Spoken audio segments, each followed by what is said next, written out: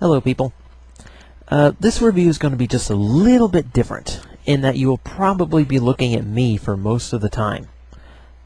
I apologize. But in this case it's kind of required. You see, you need to be able to see my hands and my arms and, me. That's because we're going to be looking at a very special group of Transformer toys. And let me give you just a little bit of backstory here. During the Unicron trilogy, Hasbro decided, hey, doing the normal action figures are fine and all, but we need to expand on our variety. So let's come up with something the kids can actually play with the same way they use it in the show. Thus, the role-play toys were born, starting with Armada Laserbeak. I'm sure you all know how that went.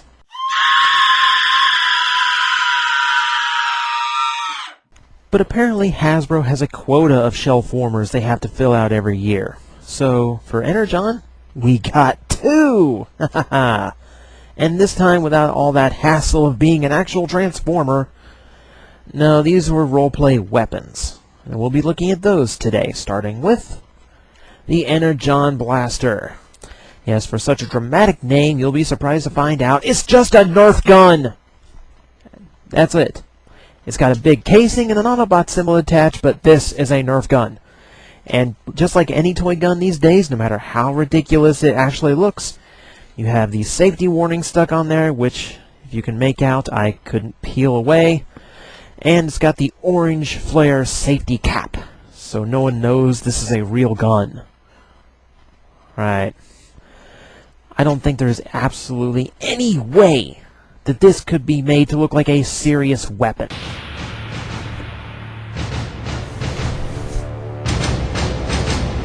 I've come for your bad toys. Prepare for termination.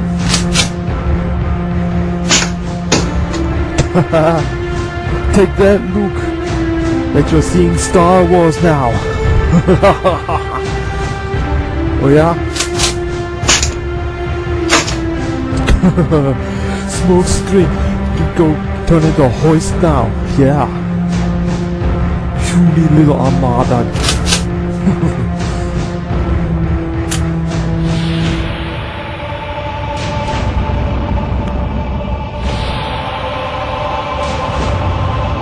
I'll be back. That brings me to an annoying flaw that I came across as I was pulling this thing out to review it, and that is how it holds onto your darts. Now, it comes with 3, but as you can see, it only has 2 spots to hang on to them, which means number 3 has to be held inside the barrel.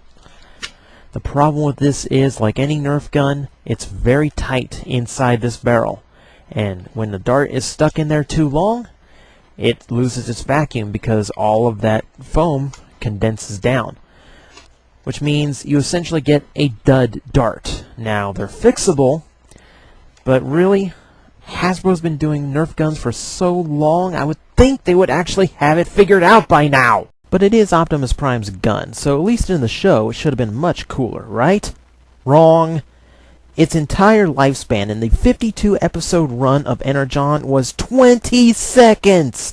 You are currently watching its entire existence. One shot, 20 seconds, bullshit!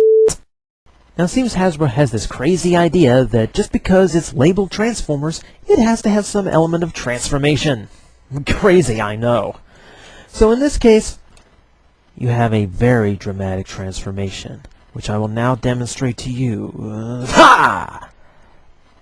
Yeah, I'm not kidding around here. This is it. It's just an extendable handle. This is not an extra air pump. This is not a second firing system. It's just another handle. And it's the flimsiest piece of plastic I've ever seen on a Transformer. I mean, take a look at this. You see how easily that bends? That is not acceptable. This is Hasbro. They use quality stuff. They should not be making knock-off quality plastic. Especially on a piece of crap that was only in the show for 20 f***ing seconds. I mean, motherfucker.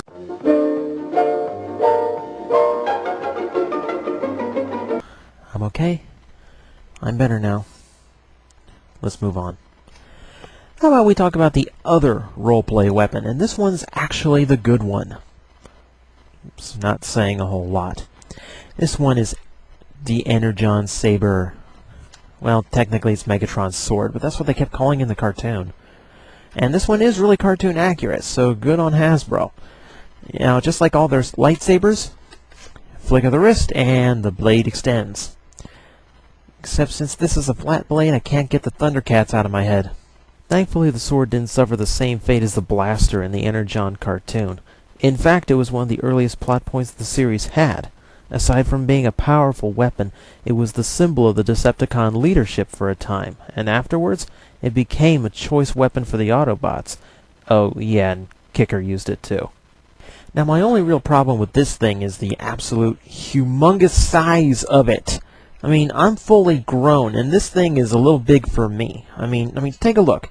There's your normal size sword. You see how big that guard is? This is a little bit bigger.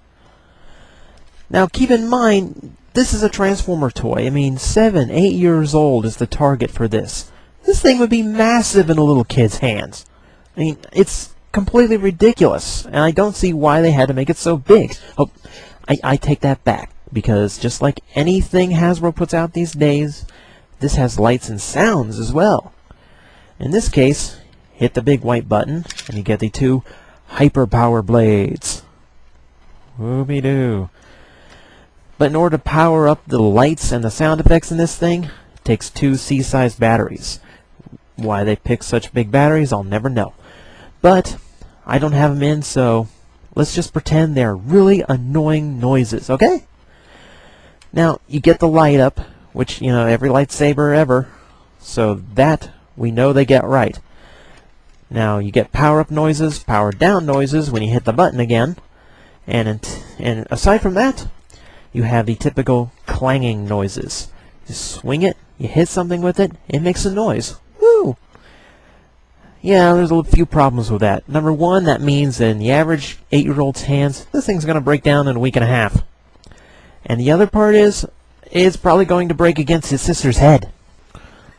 You know, I got to admit, yeah, the blaster's got some shortcomings, but, you know, this one isn't bad. I mean, it's still a poorly thought out concept. But, you know, at least this one's got its good uses. Oh, you again. I'm gonna do what I should have done a long time ago. There can only be one!